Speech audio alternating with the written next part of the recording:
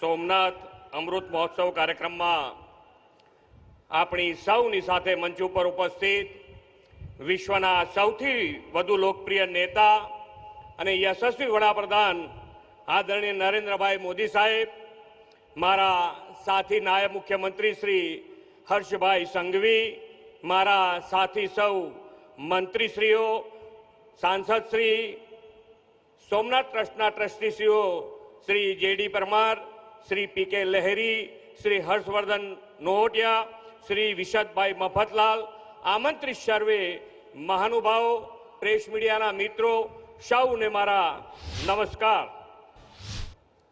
વિશ્વના સૌથી અધિક લોકપ્રિય નેતા અને આપણા લોક લાડીલા વડાપ્રધાન શ્રી નરેન્દ્રભાઈ મોદીનું હું હૃદયથી ખૂબ ખૂબ સ્વાગત કરું છું। સમગ્ર દેશ અને દુનિયાની નજર જે રાજ્યની ચૂંટણી પર હતી તે પશ્ચિમ બંગાળ સહિત આસામ અને પોંડિચેરીમાં પણ વિકાસની રાજનીતિને મળેલા પ્રચંડ જન સમર્થનના શિલ્પી યશસ્વી વડાપ્રધાન શ્રી નરેન્દ્રભાઈ મોદી સાહેબને સમગ્ર ગુજરાતની જનતા જનાર્દન વતી ખૂબ ખૂબ અભિનંદન પાઠવું છું। ભગવાન સોમનાથનું મંદિર સદીઓથી દેશની આસ્થા, સંસ્કૃતિ, અડગ સંકલ્પ અને પુનર્જાગરણનું જીવંત પ્રતીક છે। આપણી આસ્થાના અજેય અને અતૂટ પ્રતીક આ મંદિરને ધ્વંસ કરવાના અનેક પ્રયાસો થયા અને દરેક વિનાશ પછી સોમનાથ ભગવાનનું મંદિર ફરી વધુ તેજસ્વતા સાથે ઊભું થયું છે। આજે આ દિવ્ય મંદિર વિધ્વંસમાંથી પુનઃનિર્માણના સરદાર સાહેબના અડગ નિર્ધાર, દ્રઢ સંકલ્પ અને રાષ્ટ્રના આત્મસન્માનનું પ્રતીક છે। તેમનો આ સંકલ્પ 1951ની 11 મે પૂર્ણ થયો। તે ગૌરવશાળી વિરાસતને આજે 75 વર્ષ થયા છે।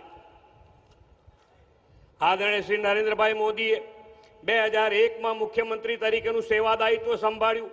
એ જ વર્ષે તેમણે સોમનાથ મંદિરના પુનઃનિર્માણનો સુવર્ણ જયંતિ ઉત્સવ ઉજવીને આપણને તક આપી હતી અને આજે સરદાર સાહેબનો દ્રઢ સંકલ્પ સાકાર થયાનો આ અમૃત ઉત્સવ આદરણીય વડાપ્રધાન શ્રી મોદી સાહેબની પ્રેરણાથી દેશની આઝાદીના અમૃતકાળમાં જ આવ્યો છે।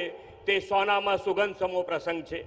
આખા યુગનું નિર્માણ કરનાર વિઝનરી લોકનાયક શ્રી મોદી સાહેબે પ્રત્યેક ભારતવાસીઓમાં સાંસ્કૃતિક રાષ્ટ્રવાદ અને સનાતન હિન્દુ સંસ્કૃતિના પુનર્જાગરણનો ભાવ પ્રબળ બનાવ્યો છે।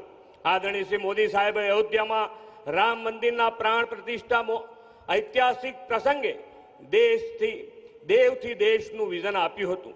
સોમનાથ મંદિર પર 1000 વર્ષ પહેલા થયેલા આક્રમણ સામે શૌર્ય દાખવનાર સ્વાભિમાની યોદ્ધાઓને યાદ કરતું સોમનાથ સ્વાભિમાન પર્વ, કાશી વિશ્વનાથ કોરિડોર, કેદારનાથ ધામ વિકાસ, પાવાગઢમાં 500 વર્ષ પછી ધ્વજારોહણ અને અંબાજી કોરિડોર તથા સોમનાથ તાલીમ સંકલ દ્વારા વિરાસત બી વિકાસ બી સાકાર કર્યું છે અને ફરીથી જ્યારે આજે ગુજરાતમાં આવ્યા છે ત્યારે ફરીથી એમનું સ્વાગત કરીને વિરમું છું। ભારત માતા કી જય, વંદે માતરમ, જય જય ગરવી ગુજરાત।